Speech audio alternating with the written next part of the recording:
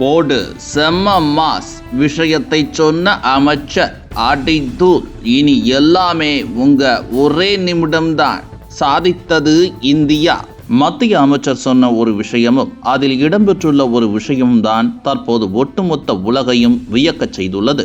2027 தொடங்கும் digital census உங்கள் வீட்டுக்குள் வரப்போகும் புதிய முறை. இது வெறும் மக்கள் தொகை கணக்கெடுப்பு மட்டுமல்ல, இந்தியாவின் உலகளாவிய நிர்வாக தரத்தை நிரூபிக்கப் போகும் ஒரு வரலாற்று தருணம். இதுவரை காகிதம் பேனா கோப்புகளால் நடைபெற்ற மக்கள் தொகை கணக்கெடுப்பு இனி மொபைல் செயலிகள், மத்திய கண்காணிப்பு அமைப்புகள் மூலம் முழுமையாக டிஜிட்டல் வடிவில் நடைபெற உள்ளது. இது இந்தியாவை உலகின் முன்னணி டிஜிட்டல் கவர்னன்ஸ் மாடல் நேஷன் என்ற நிலைக்கு கொண்டு செல்லும் மிகப்பெரிய மாற்றமாக பார்க்கப்படுகிறது. உலகின் மிகப்பெரிய ஜனநாயக நாடான இந்தியா தனது மக்கள் தொகை கணக்கெடுப்பையே முழு டிஜிட்டல் முறைக்கு மாற்றுவதன் மூலம் இந்தியாவால் முடியாதது எதுவும் இல்லை என்பதை உலக நாடுகளுக்கு நேரடியாக காட்டுகிறது. இந்த புதிய சென்சஸ் முறையால் பொதுமக்களுக்கு கிடைக்கும் நன்மைகள் மிகப்பெரியது. இனி கணக்கெடுப்பில் தவறுகள் குறையும். ஒரே குடும்பம் இருமுறை பதிவாகும் பிரச்சனைகள் இருக்காது. உங்கள் வீடு, உங்கள் குடும்பம், உங்கள் வசதிகள் அனைத்தும் துல்லியமாக பதிவு ஆகும். இதனால்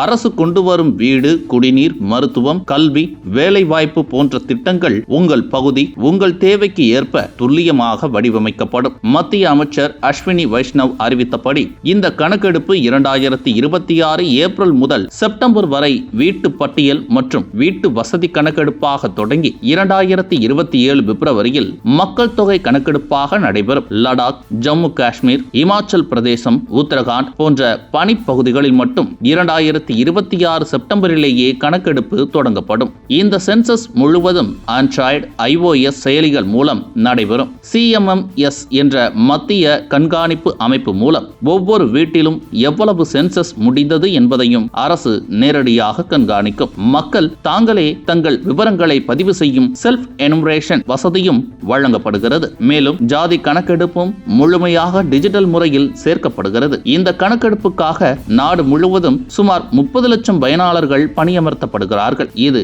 இந்தியாவின் மிகப்பெரிய டிஜிட்டல் ஃபீல்டு ஆபரேஷனாகவும் பார்க்கப்படுகிறது. அவர்களுக்கு மரியாதை தொகையும் வழங்கப்படுகிறது. இந்த புதிய டிஜிட்டல் சென்சஸ் மூலம் கிடைக்கும் தகவல்கள் அமைச்சகங்களுக்கு சென்சஸ் ஆசிய சர்வீஸ் முறையில் வழங்கப்படும். அதாவது அரசு திட்டங்கள் இனி கணிப்புகளின் அடிப்படையில் அல்ல, உண்மை, நேரடி, துல்லியமான தரவுகளின் அடிப்படையில் உருவாக்கப்படும். காகிதம் காலத்தை முடிவுக்கு கொண்டு வந்து டிஜிட்டல் காலத்துக்குள் இந்தியாவின் நிர்வாகத்தை உலகமே பார்த்து வியக்கும் தருணம் 2027. இனி உங்கள் வீட்டுக்குள் வரும் சென்சஸ் ஊழியரின் கையில் இருக்கும் பேனா அல்ல, இந்தியாவின் டிஜிட்டல் எதிர்காலம்தான்.